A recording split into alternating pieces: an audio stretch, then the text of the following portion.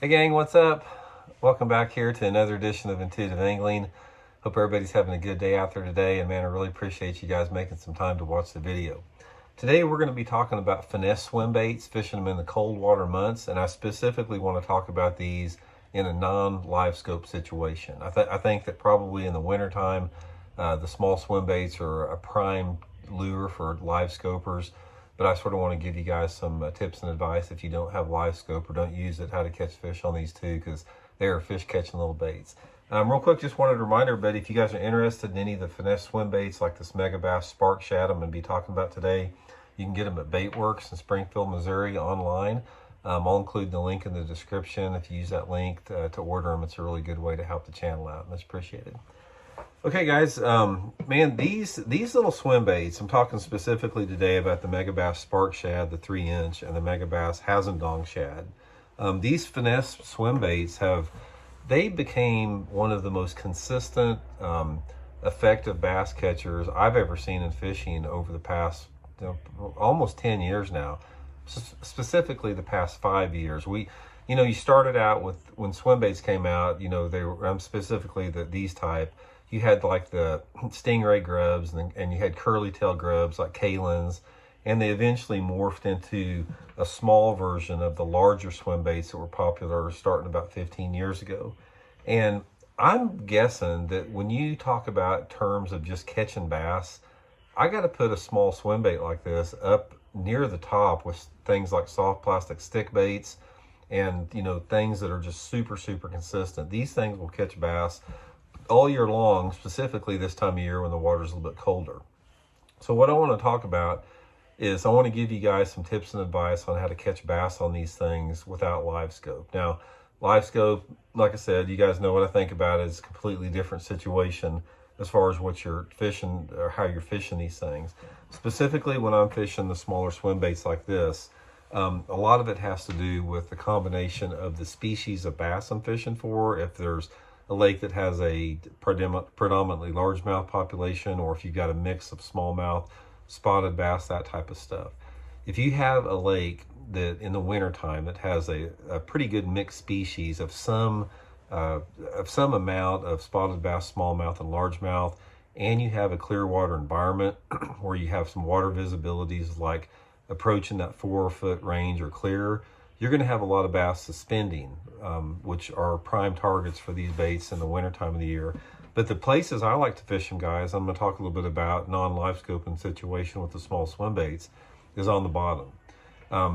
Let me briefly touch the suspended fish first, as far as if you want to try to catch them suspended on the small swim baits without a live scope. There's two type of places these fish are going to get in. They're going to get on main lake and secondary points, and they're also going to get in the ditches of the creek channels and the back end of coves. So what I'm talking about here, let's say for example, your lake has got 4 foot of clarity in it, and if you go towards the back end of a major creek on the lake, and there'll be little coves and feeder coves that come off the creek.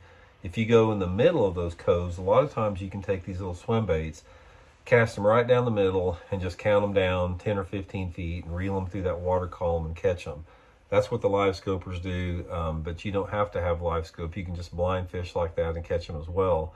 And on the points, you can just basically get out off those point ends and sides in 10 to 30 foot of water and just fan cast in a 360-degree direction around the boat. And just count it down, count it down 5, then go 10 and 15 and 20 until you find the depth range that the fish are in. Or if you see, like on your 2D sonar, if you see some activity with bait fish on there, that may give you a good countdown range. But that's not the type of fish I would suggest. Leave those for the live scopers. The places I would suggest these things, guys, is fishing them just off the bottom. A lot of it has to depend on the type of structure your lake has, but if you've got a rocky man-made lake, again, the main lake and secondary points are going to be real good. If you've got long sloping shoals that come out or gravel points, those are going to be good. Places where these bass can move shallow, but they got a good access to deep water, then what I like to do with the finesse swim baits is I'll throw them out there, maybe put my boat, say, in 25 to 30 foot of water, throw it out there like in 5 foot of water or so, and let the bait hit the bottom. And then I just try to crawl it, not where it's bouncing along the bottom, but I want to try to keep it up like 6 inches off the bottom. So what I'll do is I'll throw it out there, let it go to the bottom, then I'll start reeling it for maybe 10 cranks or so. And as I'm reeling this little swim bait, it's going to be slowly coming up like that off the bottom. So after you reel it about 10 times, let the bait fall back down to the bottom. And this way you're going to keep it, you know, probably that far off the bottom all the way to. Now, you're fishing sort of for a different group of fish. These are not the suspended fish. There is a portion of the bass on any lake during the cold water months that will live on the bottom. Some of them will suspend on the same places. If you go to like a really good main lake point that has maybe a channel close to it, deep water access, and there's got a lot of good breaks on it, you're going to have some bass suspended on that point, and you will also have some bass on the bottom on the same point. So this is what you're targeting. You're targeting these little swim baits on the bottom that the live scopers are basically overlooking. Now, the two different types I use, like I said, I like this Megabass Spark Shad. This is the Megabass Okashira head, 1/8 ounce head on here. This is sort of my go-to. This is the one that I like under most situations. If it's a little bit tougher fishing, I'll go to the Hazendong Shad, which is a little bit more finessier.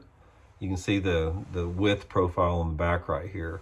The Hazendong Shad works a little bit better, say if you got a lake that doesn't have as many good fish in it, or if the water's really clear, like if the water visibility is over 10 feet, or it's a bright bluebird day with a post-cold front day with not much wind, the smaller profile will work a little better. But most of the time, I like the 3-inch Spark Shad here. And colors, like I said, it just depends on the daylight you have. The daylight, the light penetration. Normally, if it's a fairly dark day or early or late in the morning, I'll go to the little bit brighter colors like this pearl, and I'll go to the more translucent or more a little bit more subtle colors like this, you know, if it's a little bit tougher conditions. So anyway, guys, don't overlook them, man. These are great things, great baits for this time of year. I would suggest throwing them on 6-pound test line. I use 6-pound test Seaguar and Vizex. I think there's two advantages to 6-pound test. I think you get better feel on the bait. I think the bait looks a little more natural. You can cast it longer, because you guys know I don't use braid to fluorocarbon. I don't think you should either. If you go to straight 6, you can get a good long cast on it, and you just get a lot more bites with it. So give them a try. Now's the time. They're starting to bite them right now. Finesse swim baits. Like I said, Baitworks link in the description. You guys can order them there, and we'll talk to you guys later. See you.